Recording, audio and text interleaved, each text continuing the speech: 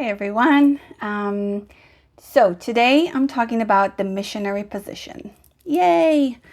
So worst position for divine sex. It can be really fun, and I'll talk about it later, but in terms of exchanging energies during sex, not a very good position.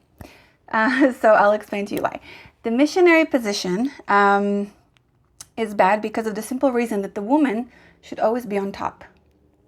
Well, not always, but most cases, because that's how the energy flows, works better, and she knows what to do better naturally. And of course, I'm talking in my videos about sex magic, and I'm talking about the theory because we've all forgotten how to actually have sex. So we are relearning how the energies flow better. So let's start. The missionary position. So it's called the missionary position, first of all, if you don't know, because of the missionaries that came, traveled all around the world to try to convince tribes and communities to be Christian, good Christians. So they wanted to spread Christianity everywhere, basically.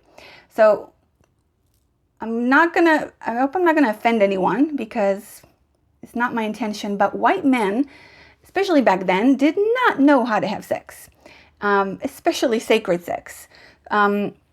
So they traveled around the world and saw many people that, other tribes had sex in all kinds of positions and forms, and there was no only sex before marriage, like after marriage and things like that. Tribes and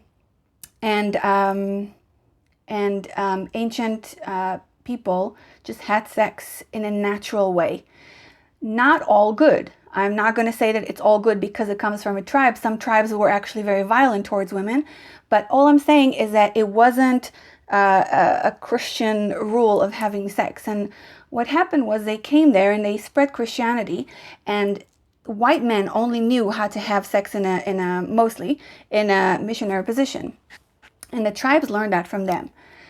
Now, what happens with the missionary position is that the man only takes care of his own orgasm. And I'm talking about, again, I'm not talking about everyone. I'm just giving like a general picture of this, and I hope you kind of try to get me. And I'm talking about where it came from as well. So the white men back then, they obviously, especially the church, always thought, and they wanted to spread the consciousness that men are superior to women. So a missionary position is a perfect way to subdue a woman. A man only takes care of his own orgasm, first of all, not the woman's pleasure most of the time. And it's also, it's a man is superior, basically, in that position. And we see what the church was all about. It's all about the men, superiority, and the dark masculine energy. So it was the only position that was approved by the state and the church, and in the Victorian era especially. And sex was only for babies, and you cannot have sex obviously before marriage. Everything is a sin, and even after marriage. They even in England, for example, they were telling the women before they have sex to close their eyes and think about England, think about the state. So think about what kind of energy you would create a baby with. You're going to bring a baby into the world with such low vibration, and it's so the opposite of sacred. And I believe that it affected a lot of our history because of that. So, and obviously we're not allowed to kiss in like forbidden places in the body. It's sinful. Everything was sinful besides the missionary position. Only the way the church said it's okay. So our natural way of having sex was kind of lost. And that goes for every religion, but we're talking just generally about the thing that is the church kind of spread it more widely into the world. But it goes for any religion. Any religion kind of has the same pattern of destroying sacred sexual energies. So let's move on. So I want to talk about the ancient sex priestesses. They always had sex when they're on top. Always. No exception. Because they knew that how to take energy from men. And I'm not saying in a bad way. Naturally, we take energy from men when we have sex, whether we like it or not, because they enter us, they give us, their cum comes inside our body. They give us energy whether they like it or not. So the sex priestesses, they just knew how to work with those energies better. They actually knew how to give back the men even 10 times more the energy that he gives them. They knew how to work in a very sacred way with sex, that the men can get a lot out of it, and they can get a lot out of it, and they can manifest things in the world around them. But all these white men and all the church and all the priests and stuff, they saw these women as because basically a man is very depleted after sex. He feels tired, he just wants to turn around and go to sleep.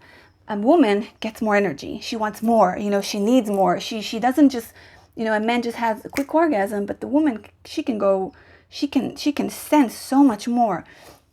So these women were called succubuses.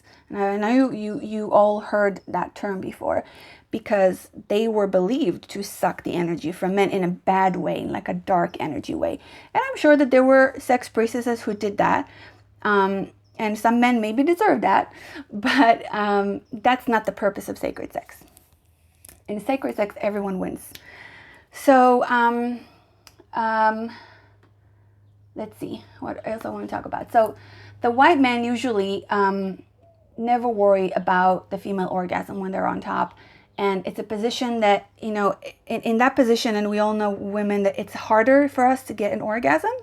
We're always getting better orgasms and more orgasms when we're on top, because and also, not to mention the mental kind of subconscious feeling of a missionary position, because it feels like we are powerless, and we are just forgetting our divine sexual power.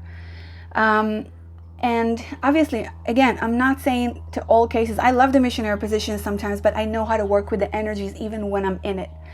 So I'm just saying that in a general kind of idea, I really believe it destroyed the natural flow of sex and disempowered women throughout our history, and just really just changed the consciousness of sex completely.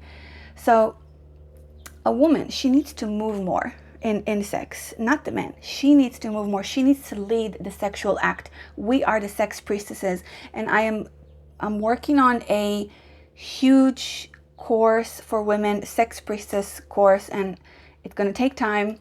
I'm not ready for it yet, and many women are not ready for it yet. It's very, very intense. There is nothing else like it, and I'm being guided, and it's going to come out soon, and when it does, I will let you all know.